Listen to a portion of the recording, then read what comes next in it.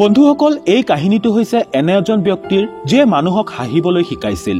শাৰীৰিক আৰু মানসিকভাৱে দুৰ্বল হোৱা স্বত্তেও তেওঁ মানুহৰ অন্তৰত স্থান দখল কৰে আৰু তেওঁ মানুহক শিকায় যে সুখী হ'বলৈ হ'লে অথবা সফল হ'বলৈ হ'লে শাৰীৰিকভাৱে সুস্থ হোৱাতকৈও বেছি জৰুৰী হৈছে মানসিকভাৱে সুস্থ আৰু সবল হৈ থকাটোহে। স্লিটিজীৰ জন্ম 10 ছেপ্টেম্বৰ 1890 চনত আমেৰিকাৰ ব্ৰুকছত হৈছিল। তেতিয়া মানুহে তেওঁক চাইমন মেটছ নামেৰে জানিছিল। জন্মতে স্লিটিজীও দেখাত আন শিশুবোৰৰ দৰেই আছিল, কিন্তু সময়ৰ লগে লগে এইটো স্পষ্ট হৈ পৰে যে তেওঁ মাইক্ৰ'চেফিলি নামৰ দুৰাৰোগ্য ৰোগ এটাত আক্ৰান্ত। এটা এনে কণ্ডিশ্যন য'ত মানুহৰ মুখখন সাধাৰণভাৱেই বাঢ়ে, কিন্তু মূৰটো একেবাৰে সৰু হৈ থাকে, অথবা এজন সাধাৰণ মানুহৰ তুলনাত মূৰটো প্ৰায় আধা হয়। এই কণ্ডিশ্যনটোত মানুহজনৰ মস্তিষ্কৰ ক্ষমতা কমি যায়। এনেধৰণৰ বিশেষভাৱে সক্ষম মানুহক চ'জ, ৰেড পিপল অথবা পিনহেডছ বুলি কোৱা হয়।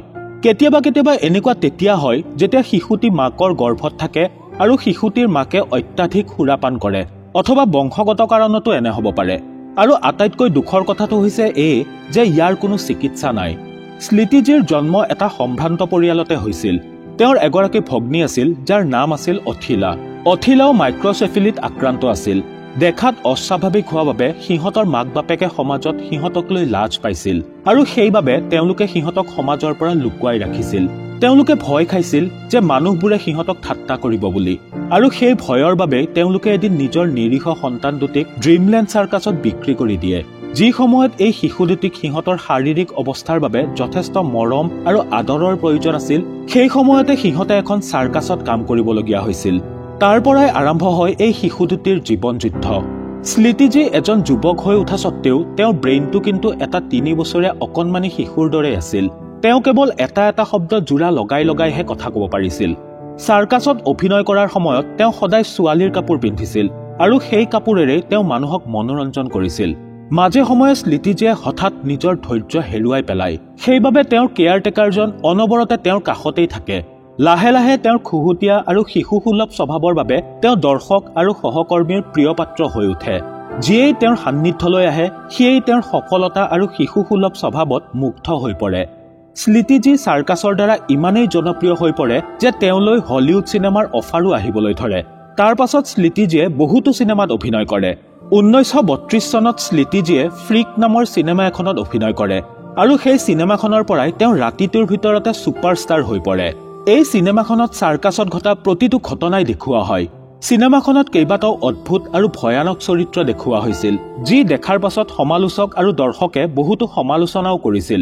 এজন লেখকে এই চিনেমাখনৰ বিষয়ে আনকি এনেকৈও কৈছিল যে এই চিনেমাখনে দৰ্শকৰ আৱেগৰ লগত খেলিছে।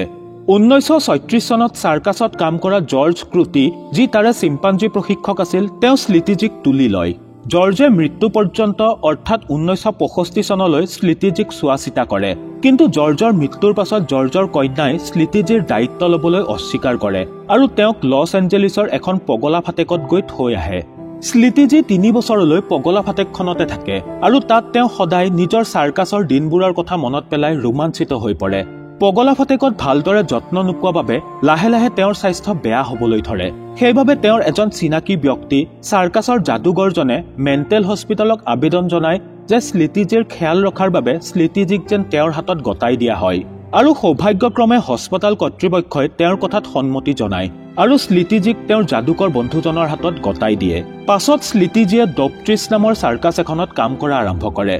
স্লিটিজী ইমান জনপ্ৰিয় হোৱাৰ পাছতো কিন্তু তেওঁৰ কোনো স্থায়ী ঠিকনা নাছিল, আৰু তাৰ পাছত কিছু বছৰ পাছত স্লিটিজীয়ে চাৰ্কাছৰ পৰা অৱসৰ লয়, কিন্তু অৱসৰৰ দিনাও তেওঁ দৰ্শকৰ বেছ মনোৰঞ্জন কৰি থৈ যায়।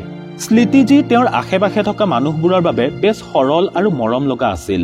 স্লিটিজীৰ মাইক্ৰ'চেফিলি ৰোগৰ বাবে তেওঁৰ ব্ৰেইন, হাড় আৰু সম্পূৰ্ণ শৰীৰটোৰ ভালদৰে বিকাশ নহ'ল। এই ৰোগৰ বাবে তেওঁৰ কেইবাবাৰো মিৰ্গীৰ এটেকো আহিছিল। পাছত তেওঁৰ এই ৰোগটো ইমানেই বেছি গুৰুতৰ হৈ পৰে যে তেওঁ দেখা আৰু শুনাৰ ক্ষেত্ৰত যথেষ্ট অসুবিধাৰ সন্মুখীন হয়, আৰু অৱশেষত 1971 চনত 70 বছৰ বয়সত তেওঁ এই সংসাৰক বিদায় জনাই চিৰদিনৰ বাবে গুচি যায়। স্লিটিজী এই সংসাৰৰ পৰা গুচি যোৱাৰ পাছত তেওঁক এটা অজান ঠাইত কবৰ দিয়া হয়, কিন্তু 2007 চনত স্লিটিজীৰ এজন অনুৰাগীয়ে কয় যে স্লিটিজীক সন্মান সহকাৰে কবৰ দিয়া উচিত আছিল, যাতে মানুহে তেওঁক সদায় মনত ৰাখিব পাৰে। বন্ধুসকল, স্লিটিজী শাৰীৰিকভাৱে অধিক সক্ষম নাছিল যদিও তেওঁ কিন্তু একেবাৰেই দুৰ্বল নাছিল। পিতৃ মাতৃৰ ছত্ৰছায়াত নথকা স্বত্তেও তেওঁ কেতিয়াও হাৰ মনা নাছিল আৰু সকলোকে হহুৱাই তেওঁ সকলোৰে মনত এটা আচুতীয়া স্থান দখল কৰিবলৈ সক্ষম হৈছিল। বন্ধুসকল, এনে এজন ব্যক্তিৰ কাৰণে এটা লাইকটো নিশ্চয় দিব পাৰি। আপুনি যদি এই সঁচা কাহিনীটো ভাল পালে তেনেহলে নিজৰ লগ বন্ধু আৰু পৰিয়ালৰ লগত নিশ্চয় শ্বেয়াৰ কৰিব। পুনৰ লগ পাম মোৰ আন এটি নতুন ভিডিঅ'ত। আজিলৈ আহিছো, ধন্যবাদ।